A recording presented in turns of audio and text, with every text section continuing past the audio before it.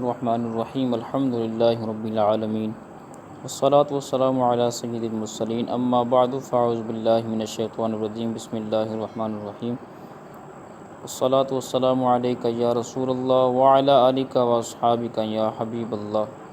آج ہمارا سبق ہے سبق نمبر 15 جو کہ میم ساکن کے قواعد کے بارے میں ہے۔ گزشتہ اسباق کے اندر ہم نے نون ساکن کے قاعدے پڑھے تھے جو کہ 4 قاعدے تھے: اظہار، اخفاء اور ادغام اور اقلاب۔ میم ساکن کے 3 قاعدے ہیں: ادغام شفوی، اخفاء شفوی، اظہار شفوی۔ ادغام شفوی کسے کہتے ہیں؟ میم ساکن کے بعد دوسری میم آ جائے تو میم ساکن میں ادغام شفوی ہوگا، یعنی گنہ کریں گے۔ اخفاء شفوی، میم ساکن کے بعد حرف با آ جائے تو میم ساکن میں اخفاء شفوی ہوگا، یعنی گنہ کریں گے۔ اور تیسری اس کی جو قسم ہے وہ ہے اظہار شفوی۔ تو اظہار شفوی سے کہتے ہیں کہ میم ساکن کے بعد حرف با اور میم کے علاوہ کوئی بھی حرف آ جائے تو میم ساکن میں اظہار شفوی ہوگا، یعنی گنہ نہیں کریں گے۔ معلوم ہوا میم کے بعد میم اور با آ جائے تو گنہ ہوگا، اگر با اور میم کے علاوہ کوئی حرف آئے گا تو پھر گنہ نہیں ہوگا۔ ہم اپنے تختے کی طرف آتے ہیں۔ حمزہ، نون، زبر ان، تا، میم، میم، پیش تم، انتم، میم، غا، پیش مز، انتم مز، لام، زیر لی، انتم مغلی، میم، واو، پیش مو، انتم مظلمون، نون، زبرنا، انتم مظلمون۔ اب یہاں پر میم ساکن کے بعد دوسری میم آ گئی ہے تو لہٰذا یہاں پر ادغام شفوی ہوگا، یعنی گنہ کر کے پڑھیں گے۔ تو ہم نے بھی یہاں پر گنہ کیا کہ انتم مظلمون، پیچھے ان پر بھی ہم نے گنہ کیا کیونکہ نون ساکن کے بعد تا رہا ہے اور تا حرف اخفاء میں سے ہے، تو لہٰذا پیچھے ان پر بھی گنہ ہوگا، تم پر بھی گنہ ہوگا۔ اسی طرح آگے حمزہ، زبر آ، لام، میم، زبر لم، علم، تا، زبر تا، علم تا، را، زبر را، علم تارا۔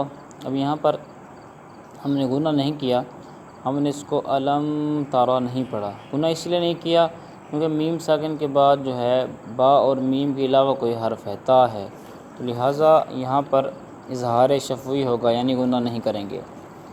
اسی طرح آگے ہے کنتم بہ۔ اب یہاں پر ہم نے گنہ کیا، ایک تو نون ساکن کے بعد حرف اخفاء رہا ہے اور میم کے اندر اس لیے گنہ کیا کیونکہ میم ساکن کے بعد حرف با آ رہا ہے، تو لہٰذا یہ اخفاء شفوی ہوگا، اس لیے ہم نے گنہ کیا۔ آگے ہے ہم فیہا۔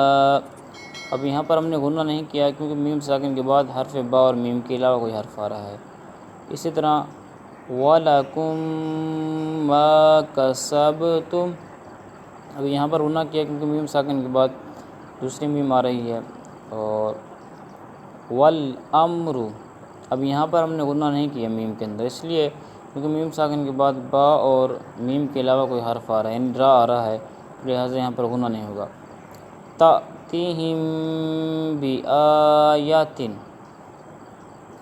یہاں پر جو ہے ہم نے گنہ کیا کیونکہ میم ساکن کے بعد حرف با آ رہا ہے، لہٰذا یہاں پر اخفاء شفوی ہوگا، گنہ ہوگا۔ اسی طرح امضا، یہاں پر بھی گنہ نہیں ہوگا۔ آتیتکم من کتاب۔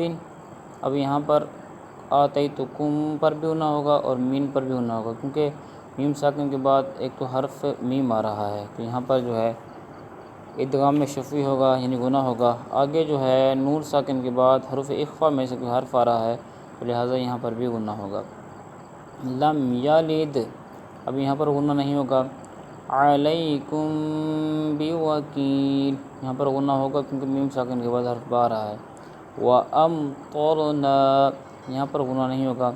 فَهُمْ مُقْمَحُونَ، یہاں پر بھی گنہ ہوگا لکم دینکم، یہاں پر اب غنہ نہیں ہوگا کیونکہ میم ساکن کے بعد حرف با اور میم کے علاوہ کوئی حرف یعنی دال ہے۔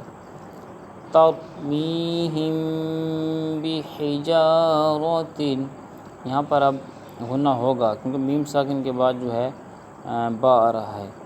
الم نشرح، اب یہاں پر غنہ نہیں ہوگا۔ وَهُم معرضون، اب یہاں پر غنہ ہوگا کیونکہ میم ساکن کے بعد میم آ رہی ہے۔ وَخَلَقْنَاكُمْ أَزْوَاجًا، یہاں پر بھی غنہ نہیں ہوگا۔ وَمَا هُم بِمُؤْمِنِينَ، یہاں پر غنہ ہوگا کیونکہ میم ساکن کے بعد با آ گیا ہے۔ ام صبرنا، یہاں پر غنہ نہیں ہوگا کیونکہ میم ساکن کے بعد صاد آ رہا ہے جو کہ با اور میم کے علاوہ حرف ہے، تو لہٰذا یہاں پر اظہار شفوی ہوگا یعنی غنہ نہیں کریں گے۔ لَهُم مِّنَّ الْحُسْنَى، یہاں پر غنہ ہوگا۔ ذَلِكُمْ قَوْلُكُمْ، یہاں پر غنہ نہیں ہوگا، میم ساکن کے بعد قاف آ رہا ہے۔ بَعْضُكُمْ بِبَعْضٍ، یہاں پر غنہ ہوگا کیونکہ میم ساکن کے بعد با آ رہا ہے۔ عَلَيْهِمْ غَضَبٌ، یہاں پر غنہ نہیں ہوگا کیونکہ میم ساکن کے بعد حرف با اور میم کے علاوہ حرف آ رہا ہے یعنی ضاد آ رہا ہے۔ ہماری آج کی تختی مکمل ہوئی، تو ہم جہاں پر رواں پڑھتے ہیں تو وہاں پر آپ نے جوڑ بھی کرنا ہے، رواں بھی پڑھنا ہے۔ اللہ پاک کی بارگاہ میں دعا ہے اللہ پاک ہمیں درست قرآن پاک پڑھنے کی توفیق عطا فرمائے، آمین بجاہ النبی الامین صلی اللہ تعالیٰ علیہ وآلہ وسلم۔